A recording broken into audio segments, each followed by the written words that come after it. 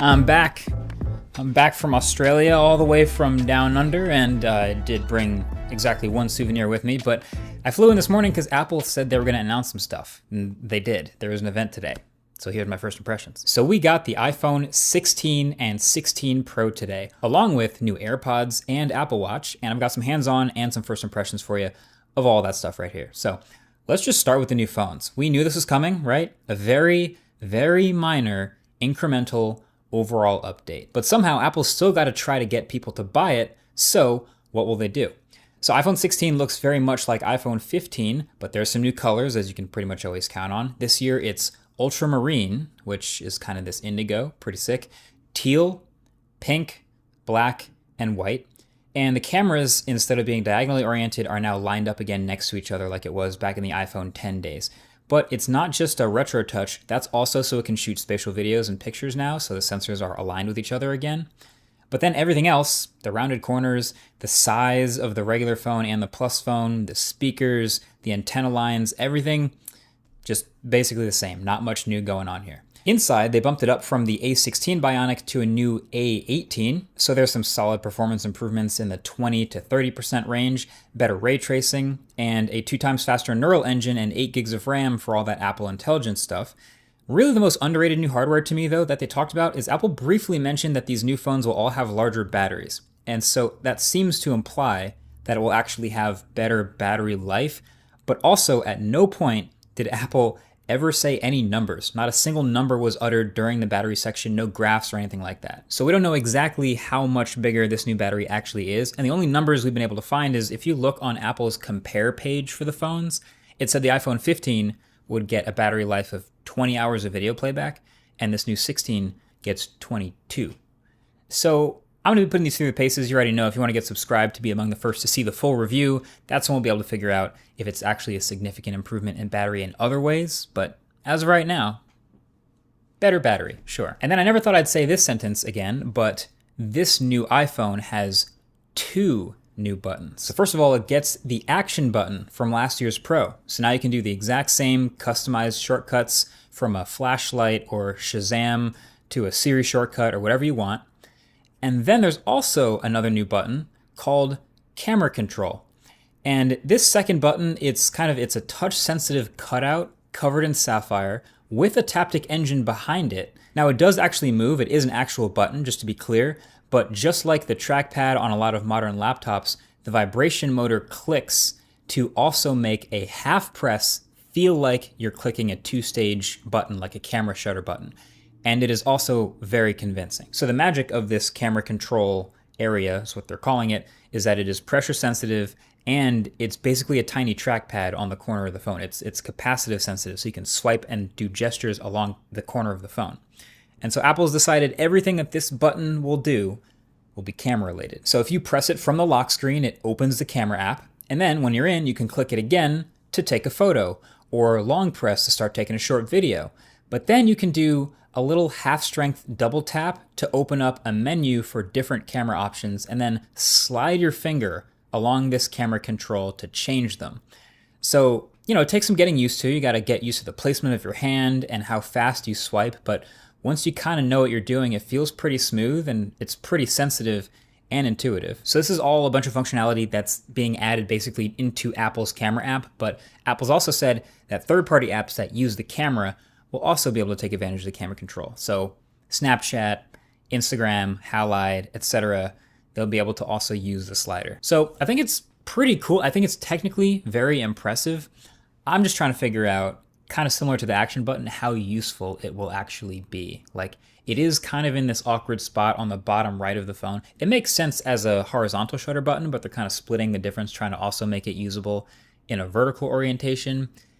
I'm curious how many people actually use this regularly, because again, it is on all the phones. But yeah, that's about it for the 16. I mean, the display also does now drop down to 1 nit minimum brightness, so that's great at night. It is also still a 60 hertz display on an $800 flagship in 2024. So that's really disappointing for me personally, but overall this phone is, I'd say it's still pretty tempting to say that this base model is probably a better buy for most people over the Pro phones, but let's just get into the Pro phones, shall we?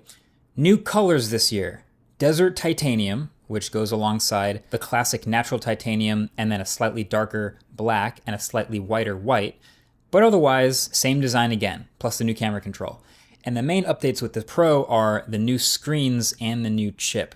So the phones actually get slightly bigger this year. So the screen sizes are up to 6.3 inches on the Pro and 6.9 inches on the Pro Max, thanks to the thinner bezels, which I didn't think I would notice, but I'm actually looking at them and they are a little noticeably thinner. So you can kind of tell. And inside there is also a new chip as well. It's the A18 Pro. So this is the new highest end chip in any iPhone. And this again should have performance boost and efficiency boost over last year's Pro phone, again in the 20 to 30% range. So CPU and GPU improving, better ray tracing, should still have the faster USB 3 speeds that the Pros get. But again, the efficiency improvements have them saying that the Pro Max will now be the longest battery life ever in an iPhone. By how much? I don't really know. But that's good to see. But the camera is, of course, always the highlight of the Pro phones, and there are 3 new cameras on these Pros versus last year.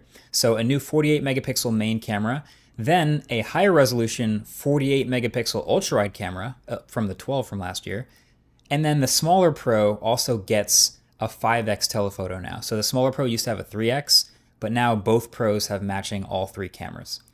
It's also wireless charging a little bit faster, 25 watts. So that'll get you 50% in 30 minutes of charging with the new MagSafe charger. Nothing too crazy. And also 4K 120 FPS slow motion straight out of the cameras now. And that's pretty sick. Now I'm sure the file sizes will be nuts from the ProRes version of this, but it gives you really functional files that you can do a lot with. It also totally proves to me that they could handle processing enough to shoot 8K 30, but they're just choosing not to. Now, there was a whole lot of talk, a whole long section of the keynote where they constantly talked about Apple Intelligence. And I mean, they have to because it's a really big deal for them. But the thing is, these phones will launch with iOS 18, 18.0. And that means they will launch with no Apple Intelligence features at all. No Genmoji, no image playground, no writing tools, nothing. That shiny brand new iPhone 16 that you take out the box in September 2024 and start using in a couple weeks will have the old Siri on it. Now they'll start to come out bit by bit with software updates. So 18.1 has the new Siri and a bunch of writing tools and some other stuff.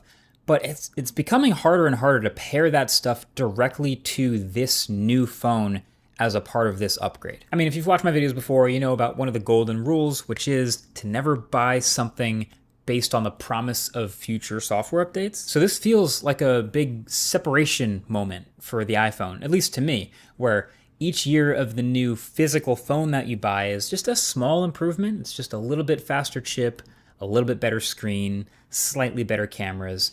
But on the other side is this rapidly improving ball of all this AI stuff that is not launching on the phone, but that is the totally separate, really big reason to get the phone. So yeah, it feels like I'm gonna need to review all of that stuff separately in its entirety when it does finally come out, because it comes out so separately from the phone itself. Anyway, there were also some other Apple announcements today, aside from just the iPhones, and we got new AirPods and new watches. So there were lots of rumors about this huge redesign with the Apple Watch for the 10th year, but now that we actually see it, Apple Watch Series 10 is mostly slightly new again. Now, okay, it is 10% thinner and 10% lighter, and that's nice, and it has a slightly larger display again with thinner bezels and better viewing angles, plus a new S10 SIP inside. That's it. Oh, and of course you got to throw in some new colors as well. So the aluminum has silver or rose gold or this new jet black finish, which is a bit of a shiny throwback. And then they've dropped stainless steel for titanium, which now comes in natural titanium, gold colored, or slate colored. So that's the redesign. Again, it is pretty minor. I don't want to downplay the amount of technical engineering that goes into achieving these things. Like, clearly you still have to combine the metal backplate and the charger into one piece with the antennas integrated to improve the thinness. And they're using what they're calling the first wide-angle OLED display to help you see the screen from more angles, which actually does matter on a watch. But yeah, I think if you were expecting some crazy radical, square watch or something nuts, then yeah, this is very much still the classic Apple Watch shape. There are some new watch faces since the second hand now is always visible, even when always on display is gone dark, so that's cool. There's also a new depth app and a new tides app, which I think looks really cool. I don't even surf or have any use for this app, but it's just kind of cool flipping through and seeing exactly when sunrise and sundown are and high tide and low tide are every day if you're near a coastline. And they also introduced sleep apnea detection using only the gyroscope. There's another coming soon feature. It's like pending FDA approval and regulatory bodies around the world to actually launch, but the fact that it only needs a gyroscope to detect it, I thought that was pretty cool. So those Series 10 watches are going to start at the same prices as last year's Series 10 watches. And then we also got a new Apple Watch Ultra 2. And by new Apple Watch Ultra 2, I mean a satin black finish of the existing Apple Watch Ultra 2. And I am so into it. I have absolutely no real reason to upgrade, but this is just one of those things that companies sometimes do. They just make a matte black version of something that I totally don't need, but suddenly they have my shipping address and credit card info, and I just end up buying one. I'm told this is a pretty robust coating process, so hopefully it shouldn't chip or scratch too easily and then maybe show like light raw titanium underneath. But also it's an Ultra watch, so I think someone's gonna do it. But then there are also the new AirPods, the AirPods upgrades. One of them's a fake upgrade. So the new base AirPods, AirPods 4, have been redesigned, and there's actually two versions. So for $129, there's the new AirPods 4 with the new shape, and then for $179, there's the same new AirPods version, but you also get active noise cancellation and a wireless charging case with a tiny speaker built in for Find My. So yeah, this new shape, it's a little different, so it may fit a little better in some people's ears, like mine. Like the old ones are terrible for me, but these are a little better. But that also means they may be a little bit worse in some people's ears. But yeah, to get, I think, for under $200, active noise cancellation in AirPods with a 4-hour battery life, I think there'll be a nice little target demographic waiting for that. And then AirPods Pro 2 didn't really get a whole lot technically new here, but they also did get certified as a clinical grade hearing aid, which is pretty awesome. Plus some other hearing protection and testing features are added as well. But the biggest upgrade of the day, and by that I mean non-upgrade, fake upgrade of the day, goes to AirPods Max. Now keep in mind, these headphones came out originally in 2020. Like we reviewed these a long time ago. These were $550 when they launched, and they're still $550 in 2024. And they still have a lightning port, and they still don't have an on-off button, and they still have that dumb case that they came with. So they finally get this update, AirPods Pro 2. And the update is 5 new colors, and they have a USB-C port now. Which, okay, yeah, they literally had a lightning port in 2024, so we're happy to see that, but then that's it? Like there's not a single other change to these new AirPods. They still don't have an on-off button in 2024. They still have that stupid case they came with. Like they got the feedback. We know this case isn't good. They didn't improve that at all. They still have the H1 chip, even though all the other AirPods are on the H2 chip now. What? Did the entire AirPods Max team go into a coma for 4 years and then wake up a week before this announcement and scramble to put this together? This is weird. The sad part is I'm probably still going to upgrade to them anyway because I can't carry a lightning cable around anymore, and I keep forgetting it, and then they keep dying, and I keep needing a lightning cable, and it's just, let me just stop having that headache. But yeah, weird non-upgrade, very disappointing AirPods Max. But that's basically it. Those are my announcement thoughts and reactions and first impressions. And generally, yeah, not a ton of major new stuff. I think really the two big highlights are, one, this separation between the hardware upgrade and all the software that's coming to the hardware but not launching with it. And honestly, two, is this camera control thing, this weird button that they've added. It's fascinating. The fact that they've added it to both the Pro and non-Pro phones when I didn't think they would. That's interesting.